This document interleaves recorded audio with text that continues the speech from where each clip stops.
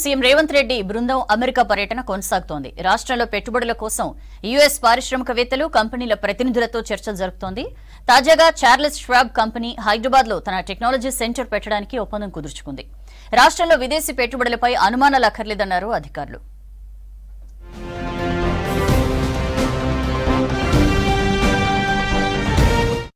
రాష్ట్రానికి పెట్టుబడుల లక్ష్యంగా అమెరికాలో పర్యటిస్తోంది సీఎం రేవంత్ రెడ్డి టీం. ప్రముఖ కంపెనీల ప్రతినిధులు, పారిశ్రామికవేత్తలతో ప్రత్యేకంగా సమావేశాలు జరుపుతోంది. తెలంగాణలో పెట్టుబడులకు అవకాశాలపై డిస్కస్ చేస్తోంది. టెక్సాస్ స్టేట్లోని డల్లాస్ ప్రముఖ financial company Charles Schwab world headquarters ను సందర్శించింది రేవంత్ టీం. రాష్ట్రంలో పెట్టుబడులపై Schwab executive Dennis Howard, Srirama బొక్కాలతో పెట్టుబడులపై డిస్కస్ చేసింది.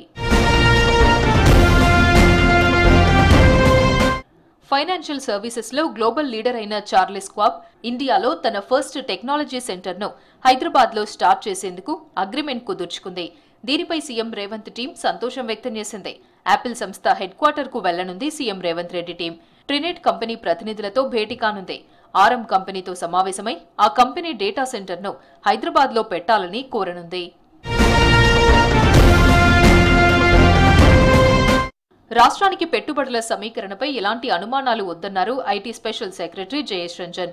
రాష్ట్రానికి పెట్టుబడులు తెచ్చేందుకు అమెరికాలో సీఎం రేవంత్ టీం విశేష కృషి చేస్తోందన్నారు.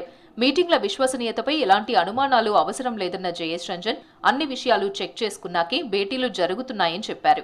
అటు సర్కార్ ఫ్యూచర్ ప్లాన్ పై వరల్డ్ బ్యాంక్ సహా పలు సంస్థలు ఇంట్రెస్ట్ చూపుతున్నాయన్నారు ఆర్థిక శాఖ ప్రత్యేక ప్రధాన కార్యదర్శి Ramakrishna Rao. These days I'm in the US. I'm a part of the delegation led by Honorable Chief Minister and Honorable Minister for IT and Industries. I know that back in India, back in Hyderabad in particular, there have been some questions about some of the meetings that we have had, what kind of outcomes are we expecting. But let me mention this to you. I have been doing this for the last 10 years and I'm thorough professional in all these things. So no meeting or no interaction will be put in the agenda without us doing absolutely thorough due diligence. Today, along with the Honorable Chief Minister, our delegation met the World Bank President. The first and foremost project that we had a discussion was on educational skilling and jobs. These are the most important challenges which the youth in the country in general and Telangana youth are facing.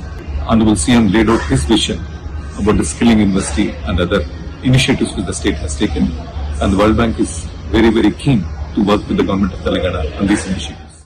అమెరికాలో CM Revanth Reddy tour successful గా సాగుతోందని CMO తెలిపింది.